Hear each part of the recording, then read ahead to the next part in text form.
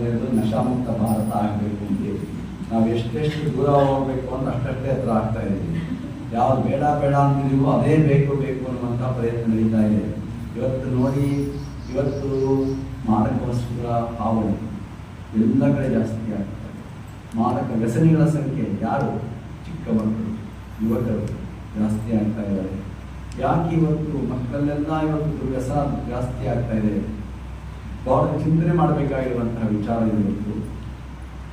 ನಮ್ಮ ದೇಶದಲ್ಲಿ ಕೂಡ ವ್ಯಸನ ಮುಕ್ತ ಭಾರತ ಆಗಬೇಕು ಅಂತೇಳಿ ಬಹಳ ಹೋರಾಟವನ್ನು ಕೂಡ ಮಾಡ್ತಾ ಇದ್ದಾರೆ.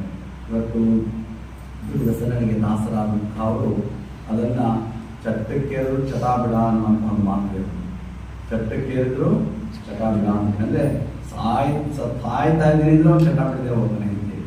ಆದರೆ ಇವತ್ತು ಮಕ್ಕಳಲ್ಲಿ ಒಳ್ಳೆಯ ಹವ್ಯಾಸಗಳು ಬೇಕಾಗಿದೆ. ಇವತ್ತು ಕೆಟ್ಟ ಕೆಟ್ಟ ಹವ್ಯಾಸಗಳಿಗೆ ದಾಸರಾಗ್ತಾ ಇದೆ ಮಕ್ಕಳು ಕೂಡ. ಧೂಮಪಾನ, ಮದ್ಯಪಾನ, ಬೇರೆ ಬೇರೆ ಇವತ್ತು ಮಧ್ಯೇರಿಸುವಂತಹ ಅನೇಕರು ಇವತ್ತು ನನಗೆ ಗುಟ್ಕಾ ನಿಷೇಧ